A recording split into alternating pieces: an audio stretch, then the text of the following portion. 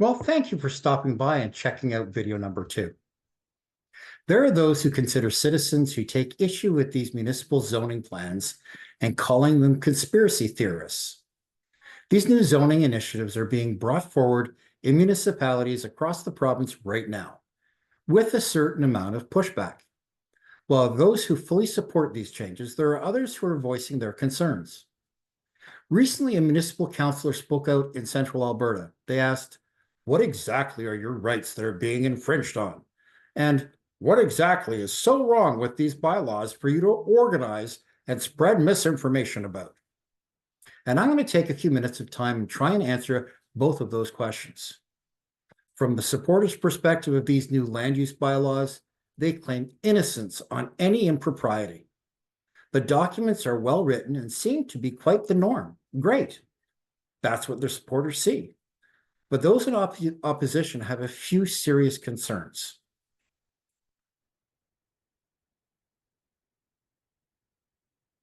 First off, there's an issue with the wording in many of those bylaws and the Provincial Stewardship Act. And while it can be claimed that these laws and bylaws do not specifically speak to a particular intent of misuse, transparency, or accountability, according to the Canadian Charter of Rights, Section 1, at least in some interpretation, says these rights are guaranteed under a democratic society. Second, Canadians are guaranteed the right to oppose, but there are instances in these bylaws that have no public consultation, no public appeal process, no standards in writing that limit any level of government's dictatorship on personal property issues, which is kind of guaranteed under Section 2. And thirdly, any judgment must be made in public by an independent and impartial tribunal. Now, that's kind of under Section 7. Now, I'm not going to speak about morals and ethics, you can use your own, but these three issues, depending on how you interpret them, are front and center to the opposition to the land use bylaws. Now, to get the full picture, you have to go through all the bylaws and each section and subsection that we do not have time for. But let's start here. Evidence exists that may compound the individual issues. We will start kind of at the top. In Ottawa is our federal parliament, as everyone knows, and found in the House of Commons is someone everyone knows, Justin Trudeau. And before moving on, is there any question about Mr. Trudeau's historical good intentions in regards to Albertans?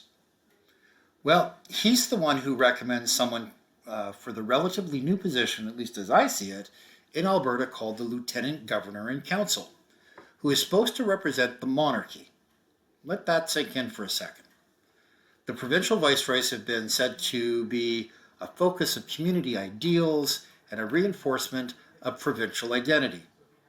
The Lieutenant Governor hosts members of the Canadian royal family, as well as foreign royalty and heads of state, and is also tasked with fostering national unity and pride. And what is kind of interesting, the position of the Lieutenant Governor is apolitical. That means the Lieutenant Governor does not get involved in any political activities or intervene in day-to-day issues and decisions made by the Alberta government ministries, or advocate for groups or individuals seeking to change government policy. The Land Stewardship Act, shown here, states that the Lieutenant Governor in Council, meaning the representative of Ottawa and the federal government, can designate a person or entity as the local government, or stop an entity from being part of a decision-making body. While at the same time, under Section 1, describes the Land Stewardship Act as the Act in ABCD, all point to the purpose. Under A, the government gives direction and leadership for economic, social, and environmental. Under B, gives the province the ability to manage any activity under the supposition that they are protecting the needs of today and the foreseeable future, including those of Aboriginal people, which makes no sense. And C, coordinating the decisions on issues regarding land, species, human settlement, natural resources, and the environment. And D, the cumulative effects of human resources. Now, those are the words. I didn't make them up. They're right there in the Land Stewardship Act. Now, maybe there's a weird interpretation. Maybe those in opposition of the Land Stewardship Act are wrong. But one of the issues opposition has is the wording. Can designate a person or entity as the local government. Now, it doesn't say anything about the existing, but or stop an entity from being part of a decision-making body. That would mean Ottawa can decide and appoint a person or entity as the local government. At least that's how it reads. Another point within the Act that is concerning is these regional plans, which again overall is a good thing, I think, showing democracy and advanced planning for the future. But yet here's the Lieutenant Governor and Council having a direct input in said plans. Yet according to the position description, the position is apolitical and says the appointee by Ottawa would have no involvement in any political activity. And specifically, as each regional municipal commissioner is also an appointee of the federal government's interests, I think maybe there is the depth of that initial concern. But maybe if that was it, it might be argued that this is just an isolated point of concern, and not, as some call it, a conspiracy theory. But let's get back on track. We got to the point where the Lieutenant Governor and Council appoints a commissioner, appoints another representative to act on behalf of Ottawa, and these commissioners are appointed on a regional level.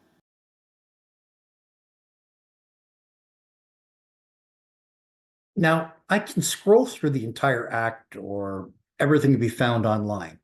And the real issue, many of these in opposition to these bylaws and laws being brought forward, is there's no written rules or regulations regarding the decisions or responsibilities these commissioners have in regards to due process.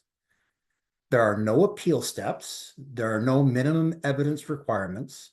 There's nothing regarding impartial judgments or decisions. So if a commissioner makes a decision, there's no procedure or accountability to stop or cease that directive.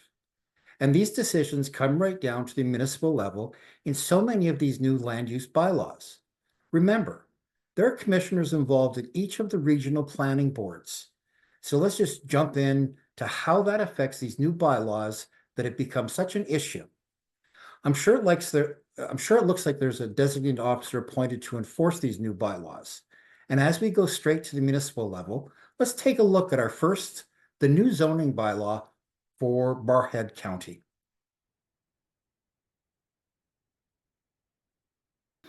It sure looks like there is a designated officer appointed to enforce these new bylaws. And as we go straight to the municipal level, let's take a look at the new zoning bylaws for Barrhead County. Regardless of the other concerns of those in opposition to these zoning bylaws, this is a big one. Again, this is specific to Barrhead County. It concerns right of entry to an individual's business or home by one of these so-called appointed commissioners. An appointed person may enter the land or building. You must allow access within 48 hours. If there is a possible violation as a concern, the officer is allowed entry. Again, remember, this is the Barrhead County new zoning bylaw. They aren't talking about police, fire, or emergency services, just some person appointed indirectly by Ottawa.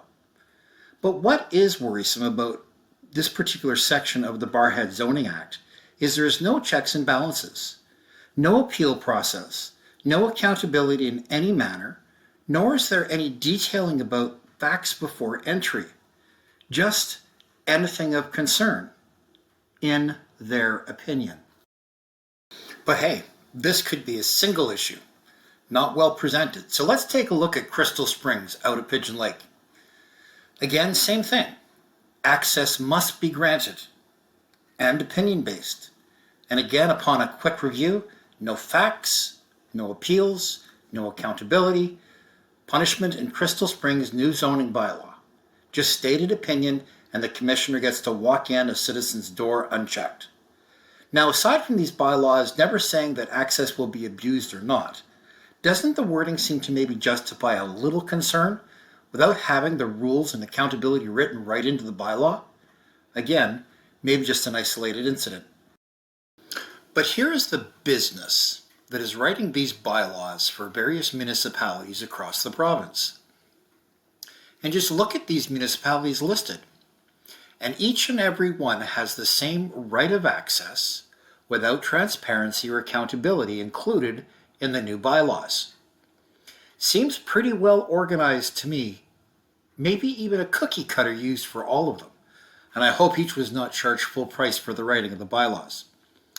One company, same bylaws brought forward for all those municipalities, and not one municipality thought there was something possibly wrong with them.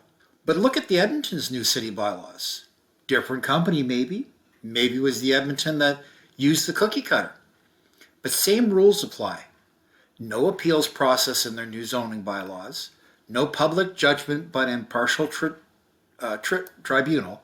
Instead, one bureaucrat makes a decision and the public has to accept it.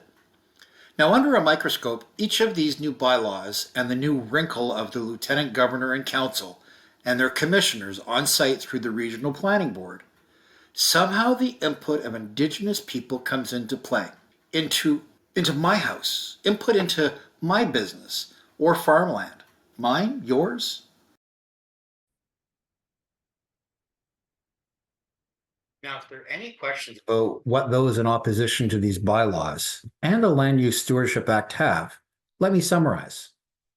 Number one, the right to stop, voice dissent, appeal, any independent tribunal, stop potential Ottawa interference.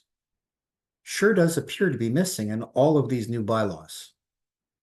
But the good news is the one thing that is black and white. If you're really looking to address the concerns of Alberta citizens, simply adjust adding the words eliminating those issues, and there can be no further complaints. But of course, the opposite is also true. Should you want that Ottawa or special interest to have that power that these issues and missed details would give, just leave these bylaws alone. Number two, I'm pretty sure that neither Ottawa or any Aboriginal group should have any input on what happens to an individual's property, business, downtown development, a farm, or even get a sniff on what happens within a municipality in the eyes and minds of most Albertans.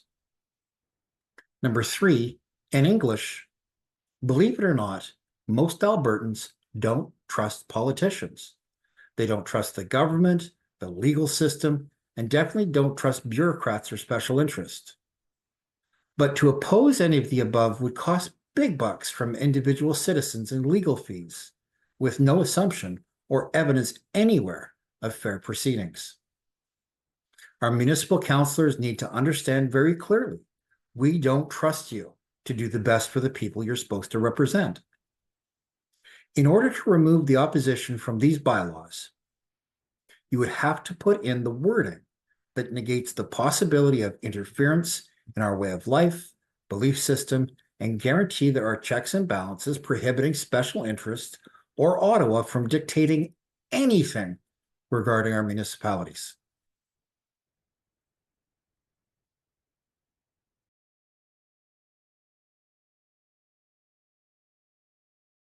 This sums up the general opposition to the objections being thrown at these new zoning and land use bylaws. I've shown you some of the basic evidence, and anything else I've brought up is there for you to read in black and white. Conspiracy theories, well, based on the evidence, that can be your decision to call the opposition principles that name or not. And the preceding information does seem like a lot. Just remember, this is video number 2, and video number 1 has a much bigger story. It tells with more names and documents, but hopefully this serves as answers to your basic questions.